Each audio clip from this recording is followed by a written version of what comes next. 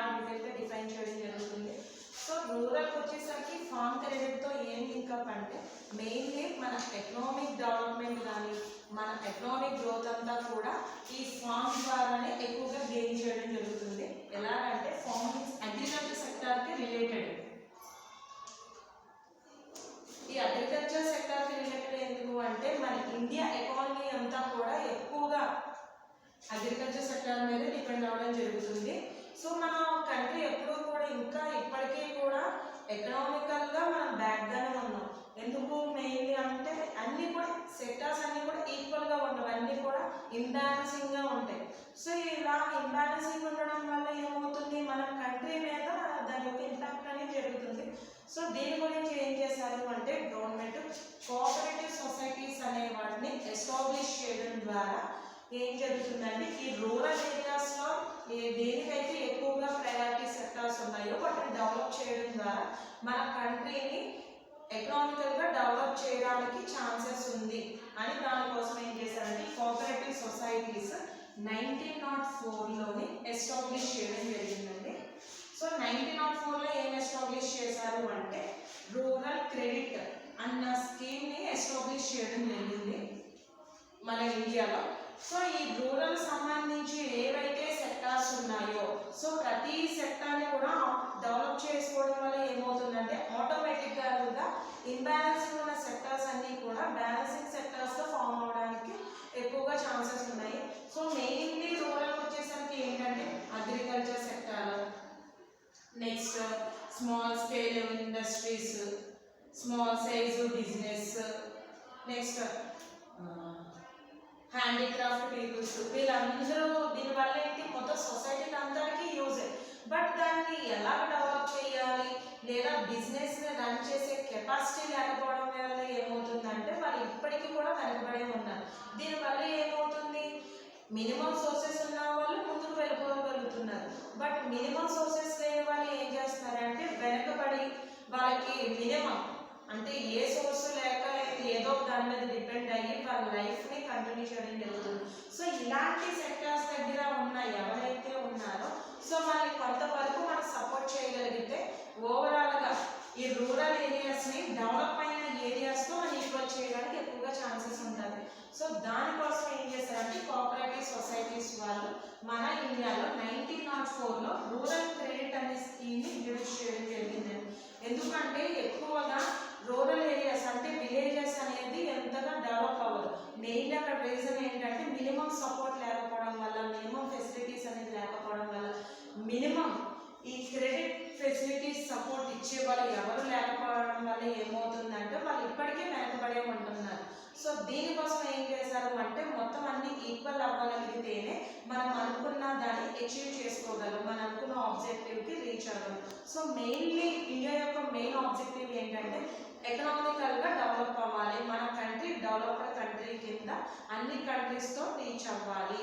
So వాళ్ళ అన్ని కంట్రీస్తో మన కంట్రీ ఈక్వల్ అవ్వాలంటే ఫస్ట్ ఆఫ్ ఆల్ మన ఎకనామికల్ పొజిషన్ ఏం చేసుకోవాలంటే పెంచుకుంటూ రావాలి.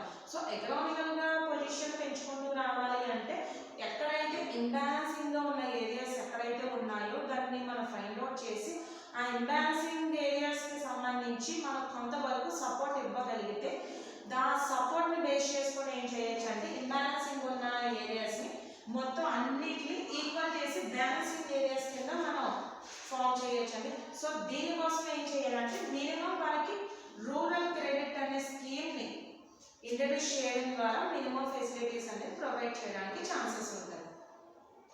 సో మెయిన్లీ ఏంటంటే ఈ రూరల్ క్రెడిట్కి సంబంధించిన ఫెసిలిటీస్ 3 టైప్స్గా డివిజన్ చేయడం జరుగుతుంది.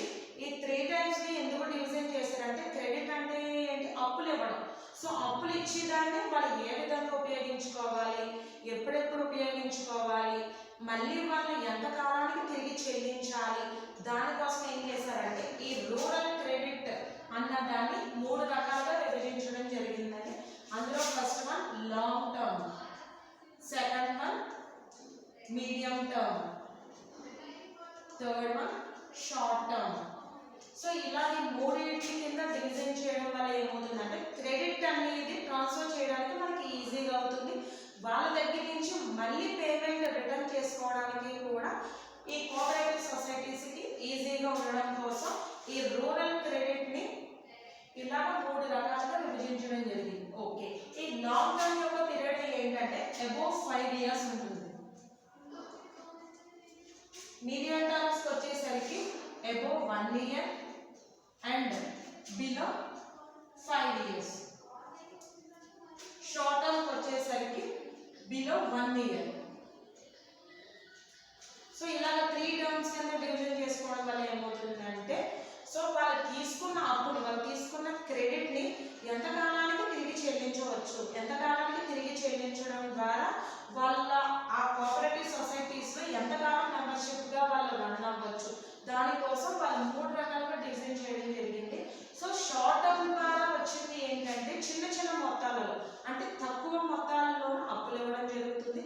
దాన్ని బేస్ చేసుకుని ఏంటంటే చిన్న చిన్న మొత్తాలకు ఉపయోగించడం జరుగుతుంది. అంటే ఇంటి అవసరాల నిమిత్తంగా కొంచెం లేదా మిగిలినది ఏమన్నా విత్తనాలను కొనుక్కోవడానికి చిన్న చిన్న మొత్తాలలో ఏవైతే ఉన్నాయో వాటిని సమకూర్చుకోవడానికి ఈ షార్ట్ టర్మ్ అంటే స్వల్పకాలిక రుణాలు అనేది ఉపయోగపడడం జరుగుతుంది. దీని యొక్క కాలపరిమితి ఏంటంటే 1 సంవత్సరం లోపున ఎంతైతే మొత్తం తీసుకున్నారో ఆ మొత్తం తక్కువ మొత్తం కాబట్టి సంవత్సరం లోపున తిరిగి చెల్లించడం జరుగుతుంది. దీని యొక్క వడ్డీ రేటు కూడా చాలా తక్కువగా ఉంటుంది. నెక్స్ట్ మీడియం టర్మ్స్ వచ్చేసరికి దీని యొక్క కాలపరిమితి ఎంత అంటే సంవత్సరం పైన ఉంటుంది, 5 సంవత్సరాల లోపు ఉంటుంది. కాబట్టి దీని ద్వారా తీసుకున్న రుణాలను ఏం చేస్తారు అంటే ఎరువులు, విత్తనాలు, తర్వాత శ్రామికులకు సంబంధించిన వేతనాలు చెల్లించుటకు, తర్వాత చిన్న మొత్తాలలో ఏమైనా యంత్ర పరికరాలను కొనుగోలు చేసుకోవడానికి వీటికి సంబంధించి ఈ రకమైన రుణాలను ఉపయోగించడం జరుగుతుంది. మధ్యకాలిక రుణాలు. నెక్స్ట్ ఈ దీర్ఘకాలిక రుణాలకు వచ్చేసరికి ఏంటంటే ఇది వ్యవసాయం చేపట్టడం కోసం కానీ ఏదైనా ఒక భూమిని కొనుగోలు చేయడానికి కానీ ఏదైనా ఒక వ్యాపారం చేపట్టడానికి ఏదైనా ఒక స్థలాన్ని కొనుగోలు చేయడానికి కానీ లేదా పెద్ద మొత్తాలలో సాంకేతిక పరిజ్ఞానానికి సంబంధించిన యంత్ర పరికరాలను కొనుగోలు చేయడానికి కానీ ఈ రకమైన రుణాలను ఉపయోగించడం జరుగుతుందండి. సో ఈ 3 విధాలుగా విభజించడం వల్ల ఏమవుతుందంటే వాళ్ళు కొంచెం మొత్తంలో అంటే ఒకేసారి ఎవరు కూడా ఒకేసారి ఎక్కువ మొత్తాలు అప్పులు ఇవ్వడం జరగదు. సో వాళ్ళు ఏం చేస్తారంటే స్టెప్ బై స్టెప్ వాళ్ళు డెవలప్ చేసుకుంటూ వస్తూ ఉంటారు. సో ఫస్ట్ ఆఫ్ ఆల్ వీళ్ళు స్వల్పకాలిక రుణాలను తీసుకోవాలన్నా, మధ్యకాలిక రుణాలను తీసుకోవాలన్నా, దీర్ఘకాలిక రుణాలను తీసుకోవాలన్నా ఫస్ట్ ఆఫ్ ఆల్ ఈ సెక్టార్కి సంబంధించిన వ్యక్తులు ఎవరైతే ఉన్నారో, రంగాలకు సంబంధించిన వ్యక్తులు ఎవరైతే ఉన్నారో ముందుగా ఈ సహకార సంఘాలలో సభ్యత్వం కలిగి ఉండాలి. మెంబర్షిప్ అనేది ఖచ్చితంగా ఉండాలి. ఫర్ ఎగ్జాంపుల్ మనం ఏదైనా బ్యాంక్లోనే అకౌంట్ ఓపెన్ చేసాం, కొంతకాలం అకౌంట్ రన్ చేసిన తర్వాత ఆ బ్యాంక్ మేనేజర్ని మనం అప్రోచ్ అయ్యి మేము పలానా బిజినెస్ పెట్టాలనుకుంటున్నాము, మీరు కొంచెం మాకు సపోర్ట్ ఇవ్వండి, మాకు లోన్ అనేది శాంక్షన్ చేయండి అనడానికి బాగుంటుంది. సో సేమ్ యాస్టీస్ ఇక్కడ కూడా అంతేనంటే వీళ్ళు ఏం చేస్తారంటే ఈ కోఆపరేటివ్ సొసైటీస్ ఏం చేస్తారంటే ఈ ఇందులో ఉన్న ఎవరైతే ఉన్నారో పర్సన్స్ అందరికీ ఫస్ట్ ఆఫ్ ఆల్ మెంబర్షిప్ అనేది ఇస్తూ వాళ్ళ చేత కొంత సేవింగ్ అనేది డెవలప్ చేసుకుంటూ వస్తారు. సో సేవింగ్ అనేది డెవలప్ చేయడం వల్ల ఏమవుతుందంటే వాళ్ళకి సేవింగ్ పర్పస్ అనేది ఏంటి, దానివల్ల యూజ్ ఏంటని తెలుస్తుంది. అలాగే ఈ సొసైటీస్ నుంచి వచ్చి ఎన్నో బెనిఫిట్స్ వాళ్ళు పొందడానికి అవకాశం ఉంటుంది. సో వీటన్నిటి గురించి వాళ్ళు ఏం చేస్తారంటే మీరు ఎకనామికల్గా అంటే ఆర్థికంగా మీరు బలపడాలి అన్నా, ఆర్థికంగా మీరు పటిష్టంగా ఉండాలి అన్నా, అంటే ఎక్కడైతే అభివృద్ధి చెందిందో వాళ్ళతో మీరు సమానంగా ఉండాలి అన్నా మీరు ఏం చేయాలి అంటే మేము చెప్పిన విధానాన్ని మీరు పాటించినట్లయితే ఖచ్చితంగా మీరు కూడా ఇతర రంగాల ద్వారా అభివృద్ధి పొందగలరు అన్న విధానాన్ని మీరు తీసుకురావడం జరిగిందండి. నెక్స్ట్ ఇవన్నీ చేశారు అంటే మెయిన్లీ అసలు రూరల్ ఏరియాస్ని ఎందుకు బేస్ చేసుకున్నారు అంటే మెయిన్లీ అగ్రికల్చర్ సెక్టర్ డెవలప్ అయ్యింది, అంటే వ్యవసాయ రంగం అభివృద్ధి చెందింది గ్రామీణ ప్రాంతాలలోనే, తర్వాత చేతి వృత్తులు చేసుకున్న వాళ్ళు గ్రామీణ ప్రాంతాలలోనే, తర్వాత చిన్న తరహా పరిశ్రమలు స్థాపించి దాన్ని కొంతవరకు అభివృద్ధి చేసిందంతా కూడా గ్రామీణ ప్రాంతాలలోనే. ఇవన్నీ రంగాల ద్వారా మాత్రమే, ఎందుకంటే ఒకేసారి ఎవరు కూడా అభివృద్ధి చెందరంటే చిన్న చిన్న మొత్తాల నుంచి పెద్ద మొత్తాలను అభివృద్ధి చెందుతారు. కాబట్టి చిన్న తరహా పరిశ్రమలు స్థాపించిన ఎప్పుడు కూడా చిన్న తరహాలోనే ఉండిపోతే ఆ దేశం అభివృద్ధి చెందడం అనేది సాధ్యం కాదు. కాబట్టి ఏం చేయాలి అంటే ఆ చిన్న తరహా పరిశ్రమలు స్థాపించాలి. ఆ చిన్న తరహా పరిశ్రమలు స్థాపించడం ద్వారా కొంతమందికి ఉపాధి అవకాశాలు కలుగుతుంది. అలాగే అక్షరాస్యత అంటే ఏంటి, ఎవరైతే విద్యా అర్హత లేని వాళ్ళు ఉన్నారో వాళ్ళు విద్యను పొందడానికి కూడా అవకాశం ఇవ్వడానికి జరుగుతుంది. నెక్స్ట్ వ్యవసాయ రంగం అంటే వచ్చేసరికి ఏంటంటే ఉపాధి అవకాశాలు అనేది ఉండగలిగితేనే, అంటే ఉద్యోగ అవకాశాలు అనేది ఉండగలిగితేనే ఏ కుటుంబం అయినా సరే వాళ్ళ జీవనోపాధి అనేది కొనసాగించుకోగలరు. కుటుంబాన్ని పోషించుకోవాలి అంటే ఏదో ఒక పనిలో మనం నిమగ్నం అవ్వాలి, అంటే ఏదో ఒక యాక్టివిటీ అనేది మనం చేయాలి. సో యాక్టివిటీ చేయాలి అంటే ఫస్ట్ ఆఫ్ ఆల్ మన దగ్గర వర్క్ అనేది ఉండాలి. వర్క్ ఉండాలి అంటే మనకు మంచి ఆపర్చునిటీ అనేది ఉండాలి. సో ఆపర్చునిటీ అనేది ఉండాలి అంటే రూరల్ ఏరియాస్లో ఉన్న పీపుల్స్కి ఎవరైనా ఇస్తారు, ఎవరు ఇవ్వరు. సో వాళ్ళ దగ్గర ఉన్న అవకాశాన్ని వాళ్ళు ఏ విధంగా ఉపయోగించుకోవాలి అన్నది సో మెయిన్ ఎవరు మోటివేట్ చేస్తున్నారంటే ఈ కోఆపరేటివ్ సొసైటీస్ అనే వాళ్ళు మోటివేట్ చేయడం జరుగుతుంది. ఎలా మోటివేట్ చేస్తున్నారంట, ఈ క్రెడిట్ ఫెసిలిటీ అనేది ఒక స్కీమ్ అనేది వాళ్ళు ఇంట్రడ్యూస్ చేసి వాళ్ళకి సపోర్ట్ అనేది ఇస్తున్నారు. అంటే అగ్రికల్చర్ సెక్టర్ ఇప్పుడు పాత పద్ధతిలో వ్యవసాయం చేపట్టిన వాడు కొంతవరకు అభివృద్ధి పొందగలరు, లేదా అసలు పూర్తిగా అభివృద్ధి పొందడానికి అవకాశం లేకపోవచ్చు. కానీ ప్రస్తుత పరిస్థితిని మనం ఆధారంగా చేసుకున్నాం, ప్రజెంట్ సిచ్యువేషన్, ప్రజెంట్ ట్రెండ్ని మనం బేస్ చేసుకున్నట్లయితే ఎక్కువగా దేని మీద డిపెండ్ అవుతున్నారంటే టెక్నాలజీ మీద డిపెండ్ అవుతున్నారు. సో ఎప్పుడైతే టెక్నాలజీని మనం యూజ్ చేసి అగ్రికల్చర్ సంబంధించిన క్రాప్ ప్రొడక్షన్ మనం పర్ఫెక్ట్గా ప్రొడ్యూస్ చేయగలిగాము, ఆటోమేటిక్గా మనం డెవలప్ అయినట్టే. ఓకే, టెక్నాలజీ యూజ్ చేయాలంటే మన దగ్గర మినిమం సోర్స్ అనేది ఉండాలి. సో ప్రతి ఒక్కరి దగ్గర కూడా మినిమం సోర్స్ అనేది ఉండదు, అంటే కనీస అవసరాలు అనేది, కనీస వనరులు అనేది ఉండదు. కనీస వనరులు లేకపోతే వాడి యొక్క జీవనోపాధిని కొనసాగించలేడు, వాడి కుటుంబాన్ని కొనసాగించలేడు, అలాగే వాడు పెట్టిన పెట్టుబడులు కూడా తిరిగి వాడు పొందలేకపోవచ్చు. దీనివల్ల ఏమవుతుంది, ఎక్కువగా మనం చూస్తూనే ఉంటున్నాం రైతుల ఆత్మహత్యలు. రైతుల ఆత్మహత్యలు అనేది ఎందుకు జరుగుతున్నాయండి, వాళ్ళు పెట్టిన పెట్టుబడి తిరిగి పొందలేకపోతున్నారు. దీనికి కారణం కనీస వనరులు లేకపోవడం, లేదా వాతావరణం అనుకూలించకపోవడం, లేదా ఎవరన్నా మంచిగా సపోర్ట్ ఇవ్వకపోవడం, లేదా మంచి సంబంధించి మంచి నాణ్యత గల వనరులు, విత్తనాలను కానీ ఎరువులు కానీ వాడకపోవడం. ఇవన్నీ మనకు సాధ్యం అవ్వాలంటే మనకు కనీస అవసరాలు అనేది తీర్చే వాళ్ళు ఉండాలి. సో కనీస అవసరాలు తీర్చాలి అంటే ఏదో ఒక స్కీమ్ అనేది మనకు ఉండాలి. సో ఆ స్కీమ్ని ఎవరు ఇంట్రడ్యూస్ చేశారు, కోఆపరేటివ్ సొసైటీ వాళ్ళే ఇంట్రడ్యూస్ చేశారు. సో ఈ కోఆపరేటివ్ సొసైటీస్ అనే వాళ్ళు ఏం చేస్తున్నారు, మన దేశానికి అంటే భారతదేశానికి వెన్నెముక అయినటువంటి వ్యవసాయ రంగాన్ని మనం అభివృద్ధి పరచాలి. దానికి సంబంధించి వ్యవసాయ రంగాన్ని ఎవరైతే చేపడుతున్నారో వాళ్ళందరికీ కూడా కనీస అవసరాలను తీర్చే విధంగా మనం వాళ్ళని కొంతవరకు అభివృద్ధి పరచాలి. వడ్డీ వ్యాపారస్తుల నుంచి వాళ్ళని కొంతవరకు మనం ప్రొటెక్షన్ అనేది ఇవ్వాలి, మనీ లెండర్స్ నుంచి. సో ప్రొటెక్షన్ ఇవ్వాలంటే మినిమం సోర్సెస్ అనేది వాళ్ళ దగ్గర ఉండాలి. సో దీనికోసం ఏం చేస్తుందంటే గవర్నమెంట్ ద్వారా ఈ కోఆపరేటివ్ సొసైటీస్ ని స్థాపించి దీని ద్వారా ఏం చేశారు, రూరల్ క్రెడిట్ అనే స్కీమ్ ని ఇంట్రడ్యూస్ చేయడం జరిగిందని. ఈ రూరల్ క్రెడిట్ స్కీమ్ ఏం చేస్తుందంటే ఎవరైతే రూరల్ ఏరియాస్ ఉన్న పీపుల్స్ ఎవరైతే ఉన్నారో, అంటే ఫార్మర్స్, అగ్రికల్చర్ సెక్టర్ ని లీడ్ చేసే ఫార్మర్స్, రైతులు ఎవరైతే ఉన్నారో వాళ్ళకి కనీస అవసరాలను ఈ 3 పద్ధతుల ద్వారా తీర్చడం జరుగుతుంది. అలాగే ఓన్లీ ఫార్మర్స్కే కాదండి, ఓన్లీ వ్యవసాయదారులకు మాత్రమే ఇక్కడ అవకాశం అనేది ఇవ్వట్లేదు. చిన్న తరహా పరిశ్రమలు స్థాపించి స్మాల్ స్కేల్ ఇండస్ట్రీస్ ని రన్ చేసే పర్సన్స్ కూడా ఈ రకమైన రుణాలు ఇవ్వడం ద్వారా సపోర్ట్ చేస్తుంది. అలాగే హ్యాండీక్రాఫ్ట్ పీపుల్స్ అంటే చేతి వృత్తులు చేసుకున్న వాళ్ళకు కూడా ఈ రకమైన రుణాలు ఇవ్వడం ద్వారా కూడా సపోర్ట్ చేస్తుంది. దీని ద్వారా ఏమవుతుందంటే అభివృద్ధి చెందిన ప్రాంతాలతో ఈ రకమైన ప్రాంతాలను కూడా మనం సమానపరచడానికి అవకాశం ఏర్పడుతుంది. ఎప్పుడైతే అన్ని ప్రాంతాలు సమానంగా అభివృద్ధి చెందాయో ఆటోమేటిక్గా మన కంట్రీ అనేది అభివృద్ధి చెందినట్లే.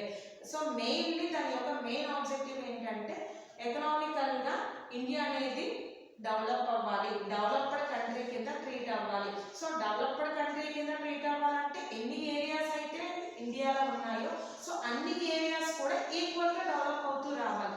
సో ఈక్వల్గా డెవలప్ అవ్వాలి అంటే కొన్ని చోట్ల మినిమం సోర్సెస్ అనేది అవైలబిలిటీ ఉన్నాయి, కొన్ని చోట్ల మినిమం సోర్సెస్ అనేది అవైలబిలిటీ లేదు. సో అవైలబిలిటీ లేని ఏరియాస్ని మనం ట్రేస్ అవుట్ చేసి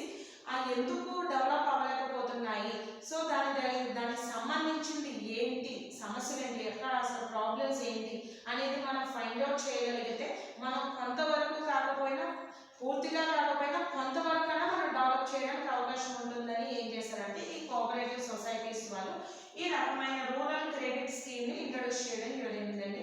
సో ఈ స్కీమ్ ఇంట్రడ్యూస్ చేసిన ద్వారా ఎవరెవరికి సపోర్ట్ ఇస్తారు అంటే అగ్రికల్చర్ సెక్టార్ని లీడ్ చేసే ఫార్మర్స్కి, స్మాల్ స్కేల్ ఇండస్ట్రీస్ని రన్ చేసే బిజినెస్ మ్యాన్స్కి, హ్యాండీక్రాఫ్ట్ పీపుల్స్ ఉంటారు వర్క్ చేసే చేతి వృత్తులు చేసుకునే వాళ్ళకి సపోర్ట్ ఇవ్వడం ద్వారా ఏమవుతుందంటే వాళ్ళు డెవలప్ అవుతున్నారు, కొంతమందికి ఉద్యోగ అవకాశాలు ఇవ్వగలుగుతున్నారు. దీని ద్వారా ఏమవుతుందంటే ఆర్థికంగా మనం పటిష్టంగా బలంగా బలపడడానికి, తర్వాత మన భారతదేశాన్ని ఆర్థికంగా అభివృద్ధి చెందించడానికి ఈ రకమైన పథకం అనేది ఉపయోగపడడం జరుగుతుంది. సో ఈ రకమైన పథకం ద్వారా ఏమవుతుంది, ఆర్థికంగా మనం అభివృద్ధి చెందించడానికి అవకాశం అనేది ఏర్పడుతుంది. సో మెయిన్లీ దీని యొక్క ఇప్పుడు దాకా దీని యొక్క రకాలు చూసాం. కోఆపరేటివ్ సొసైటీ సంబంధించిన స్కీమ్ ఏంటి, దాని యొక్క ఇంట్రడక్షన్ ఏంటి, ఓకే ఈ టైప్స్లోని ఇది ఎవరెవరికి ఏ విధంగా లోన్స్ అనేది ప్రొవైడ్ చేస్తుంది, ఎలాగ క్రెడిట్ అనేది వాళ్ళు ప్రొవైడ్ చేస్తారు, ఇవన్నీ చూసాం. సో మెయిన్లీ అసలు ఈ కోఆపరేటివ్ సొసైటీస్ అనేది ఎందుకు ఎస్టాబ్లిష్ అయ్యింది, సో అసలు దీని యొక్క మెయిన్ ఆబ్జెక్టివ్స్, దాని యొక్క మెయిన్ టార్గెట్ ఏంటి. సో మెయిన్ టార్గెట్ ఏంటంటే మొదటి నుంచి మనం చూసుకున్నది మెయిన్ టార్గెట్ ఎవరు అంటే ఎవరైతే ఫార్మర్స్ ఉన్నారో, ఎవరైతే హ్యాండీక్రాఫ్ట్ పీపుల్స్ ఉన్నారో, ఎవరైతే స్మాల్ స్కేల్ ఇండస్ట్రీస్ని రన్ చేసే పర్సన్స్ ఉన్నారో, ఎవరైతే స్మాల్ సైజ్ బిజినెస్ రన్ చేసే పర్సన్స్ ఉన్నారో వాళ్ళకి రూరల్ క్రెడిట్ అనే ఫెసిలిటీ ద్వారా సపోర్ట్ ఇవ్వడమే దీని యొక్క మెయిన్ ఆబ్జెక్టివ్ అండి. అక్కడికి ఫస్ట్ ఆబ్జెక్టివ్ కంప్లీట్ అయ్యింది. సో నెక్స్ట్ సెకండ్ ఆబ్జెక్టివ్ వచ్చేసరికి నెక్స్ట్ ఏం చెప్తున్నాడు, అందరినీ ఈక్వల్గా, అంటే అందరికీ ఈక్వల్గా అంటే మెయిన్లీ అందరు ఈక్వల్గా ఉండాలి అంటే మినిమం ఒకరు ఉద్యోగం చేస్తున్నారు, ఇంకొకరు ఉద్యోగం చేయట్లేదు. కారణం ఉద్యోగం చేసిన వ్యక్తి దగ్గర మినిమం సపోర్ట్ అనేది ఇన్కమ్ లెవెల్స్ అనేది బాగుంటుంది, ఉద్యోగం చేయలేని వాళ్ళ దగ్గర మినిమం ఇన్కమ్ లెవెల్స్ సపోర్టింగ్ అనేది ఉండదు. సో దానికి మెయిన్ రీజన్ ఏంటంటే మినిమం సోర్సెస్ లేకపోవడం. సోర్సెస్ ఉన్న వాళ్ళు డెవలప్ అవుతున్నారు, సోర్సెస్ లేని వాళ్ళు డెవలప్ అవ్వట్లేదు. మెయిన్ రీజన్ ఏంటంటే ఫ్యామిలీ ప్రాబ్లమ్స్. సో ఫ్యామిలీ వాళ్ళు ఎవరైనా వాళ్ళ ఫాదర్ కానీ ఎవరైనా ఫ్యామిలీలో మెయిన్ పర్సన్ ఎవరైతే ఉన్నారో వాళ్ళు డెవలప్ అయ్యారంటే ఆటోమేటిక్గా వాళ్ళ ఫ్యామిలీ కూడా డెవలప్ అవుతుంది. సో ఎప్పుడైతే వాళ్ళ ఫ్యామిలీ డెవలప్ అయిందో ఆటోమేటిక్గా రిమైనింగ్ ఫ్యామిలీస్ని కూడా డెవలప్ చేయడానికి ఛాన్సెస్ ఉంది. సో దీని ద్వారా ఏమవుతుందంటే ఎప్పుడైతే వీళ్ళకి సపోర్ట్ చేయగలిగామో వీళ్ళు కొంతమందికి ఉద్యోగం అవకాశం ఇచ్చే అవకాశం ఉంది. అంటే ఎలాగా ఎంప్లాయ్మెంట్ ఆపర్చునిటీస్ అనేది ఇవ్వడానికి ఛాన్సెస్ ఉంది. ఎందుకు, వీళ్ళు అగ్రికల్చర్ సెక్టార్ని రన్ చేస్తున్నారు. సో రన్ చేసినప్పుడు ఏమవుతుంది అంటే కొంతమందికి రైతులు అనేవాళ్ళు ఈ అగ్రికల్చర్ వ్యవసాయ రంగాన్ని చేపట్టడం జరుగుతుంది. రైతు ఒక్కడే వ్యవసాయ రంగాన్ని చేపట్టలేడు, సాధ్యం కాదు. కొంతమందికి అవకాశం ఇస్తారు. సో అవకాశం ఇవ్వడం ద్వారా ఏమవుతుంది, ఆ మిగిలిన వాళ్ళు తన జీవనోపాధిని పెంచుకోవడానికి అవకాశం ఏర్పడుతుంది. అక్కడ ఒక ఉద్యోగ అవకాశం అనేది ఏర్పడుతుంది. ఓకే, ఇక్కడ చిన్న పరిశ్రమ పెద్ద పరిశ్రమ అనేది ఇక్కడ వ్యత్యాసం కాదండి. ఒక పరిశ్రమ అనేది ఏర్పడింది అంటే ఖచ్చితంగా ఆ పరిశ్రమ స్థాపించిన వ్యక్తి అభివృద్ధి పొందుతాడు, అలాగే ఆ వ్యక్తితో పాటు కొంతమంది వ్యక్తులు కూడా అభివృద్ధి పొందడానికి వాళ్ళ యొక్క జీవనోపాధిని పెంచుకోవడానికి కూడా అవకాశం అనేది ఏర్పడుతుంది. నెక్స్ట్ మనం చూసుకున్నట్లయితే చేతి వృత్తి పనులు చేస్తున్నారు హ్యాండీక్రాఫ్ట్ పీపుల్. హ్యాండీక్రాఫ్ట్ పీపుల్ అని ఏ పీపుల్ అయినా సరే తన సెక్టార్ని తన బిజినెస్ని కానీ ఏ ఒక్కరే పూర్తి చేయడం సాధ్యం కాదు కాబట్టి కొంతమందికి అవకాశాలు ఇస్తారు. సో అవకాశాలు ఇవ్వడం అనేది ఇక్కడ ఏ విధంగా ఏర్పడుతుందంటే ఉద్యోగ అవకాశాలు కొంతమందికి కల్పించడానికి అవకాశం పడుతుంది. సో దీని ద్వారా ఏం జరుగుతుందంటే ఎప్పుడైతే మేము కోఆపరేటివ్ సొసైటీస్ ఎప్పుడైతే వీళ్ళకి ఈ సెక్టార్స్కి సపోర్ట్ ఇవ్వగలిగారో ఆటోమేటిక్గా ఏమవుతుంది, వీళ్ళు డెవలప్ అవుతున్నారు, రిమైనింగ్ పర్సన్స్ కూడా డెవలప్ చేస్తున్నారు. ఎలాగా ఎంప్లాయ్మెంట్ ఆపర్చునిటీస్ అనేది వస్తుంది. సో సెకండ్ వన్ ఏంటంటే ఎంప్లాయ్మెంట్ ఆపర్చునిటీస్ అనేది ప్రొవైడ్ చేయడం దీని యొక్క మెయిన్ ఆబ్జెక్టివ్. ఎంప్లాయ్మెంట్ ఆపర్చునిటీస్ వచ్చింది, ఎప్పుడైతే ఎంప్లాయ్మెంట్ ఆపర్చునిటీస్ వచ్చిందో ఆటోమేటిక్గా వాళ్ళ యొక్క ఫ్యామిలీలో ఉన్న మెంబర్స్ వాళ్ళ యొక్క ఎడ్యుకేషన్ లెవెల్స్ని ఇంప్రూవ్ చేసుకోవడానికి ఛాన్సెస్ ఉంటుంది. సో ఎప్పుడైతే ప్రజెంట్ అనేది ఒక ఎడ్యుకేటెడ్ పర్సనే ఏ టెక్నాలజీని బాగా యూజ్ చేసుకోవడానికి బాగుంటుంది. ఎందుకు, ఇప్పుడు చదువుకున్నాడు ఒక విధంగా ఆలోచన విధానాలు ఒకలాగా ఉంటాయండి, చదువుకోలేని వాడి యొక్క ఆలోచన విధానాలు ఒకలాగా ఉంటాయి. సో చదువుకున్న వాడి ఆలోచన విధానాల ద్వారా మనం అభివృద్ధి పొందడానికి అవకాశం ఉంటుంది. చదువుకోలేని వాడి దగ్గర ఎంత టాలెంట్ ఉన్నప్పటికీ కూడా దాన్ని కొంతవరకు మాత్రమే అభివృద్ధి పరచగలరు. సో మెయిన్లీ ప్రజెంట్ మన సిచ్యువేషన్ చూసుకున్నట్లయితే మనకి ఎంప్లాయ్మెంట్ ఆపర్చునిటీ రావాలి, ఒక ఎంప్లాయీ కింద మనం ట్రీట్ అవ్వాలంటే మెయిన్లీ మనకు ఉండాల్సిన మెయిన్ సోర్స్ ఏంటంటే మనకి ఎడ్యుకేషన్. సో ఎడ్యుకేషన్ లెవెల్ని కూడా ఇంప్రూవ్ చేయడానికి ఇది బాగా యూజ్ఫుల్గా ఉంది అని చెప్తున్నారు. నెక్స్ట్ ఏం జరుగుతుందంటే వీకర్ సెక్షన్స్. అంటే వీకర్ సెక్షన్స్ అంటే బడుగు బలహీన వర్గాలకు సంబంధించిన వాళ్ళు. అంటే ఈ సహకార సంఘాలు అనేది ఓన్లీ వ్యవసాయ రంగానికి, నెక్స్ట్ ఈ చిన్న తరహా పరిశ్రమలు చేతి వృత్తులు చేసుకున్న వాళ్ళకి మాత్రం ఉపయోగపడతాయి అంటే కాదండి. బడుగు బలహీన వర్గాల వారు గ్రామీణ ప్రాంతాల్లో నివసించిన వాళ్ళకి కూడా అవకాశం ఇస్తుంది. ఎందుకు అంటే కొంతవరకు సహాయం చేయడం ద్వారా ఒకరి మీద ఆధారపడకుండా వాళ్ళకి వాళ్ళు ఏదో ఒక వృత్తిని చేపట్టి వాళ్ళ కాళ్ళ మీద వాళ్ళు నిలబడే విధంగా ఇది సపోర్ట్ ఇవ్వడం జరుగుతుంది. దీని ద్వారా ఏమవుతుందంటే కొంతవరకు మన పవర్టీ లెవెల్ని తగ్గించడానికి అవకాశం ఏర్పడుతుంది సహకార సంఘాల ద్వారా. సో దీని ద్వారా మెయిన్ దీని యొక్క మెయిన్ ఆబ్జెక్టివ్ చూసుకున్నట్లయితే అసలు ఎందుకోసం ఇవి స్థాపించబడినవి అంటే మెయిన్లీ ఆర్థిక అభివృద్ధిని సాధించడమే దీని యొక్క ముఖ్యమైన లక్షణం. ఎకనామికల్ డెవలప్ చేయడం. ఎకనామికల్గా డెవలప్ అవ్వాలంటే మెయిన్లీ మనకి సోర్సెస్ కావాలి. సో సోర్సెస్ కావాలి అంటే ఎవరు సపోర్ట్ చేయరు. సో సపోర్ట్ చేసిన వాళ్ళు ఉంటారు, మనీ లెండర్స్ ఉంటారు, ఫ్యామిలీ మెంబర్స్ ఉంటారు. వాళ్ళు దేని ద్వారా సపోర్ట్ చేస్తారు? హై ఇంట్రెస్ట్ రేట్ని బేస్ చేసుకొని వాళ్ళు మనీ సపోర్ట్ చేయడం జరుగుతుంది. దీని ద్వారా ఏమవుతుంది, మనం తీసుకున్న అప్పు కన్నా మనం చెల్లించే బాకీ ఎక్కువైపోతుంది. సో దీని ద్వారా ఏం జరుగుతుంది, సొసైటీలో ఆత్మహత్యలు చేసుకోవడం లేదా కుటుంబంలోని సమస్యలు కానీ ఇవన్నీ జరుగుతుంది.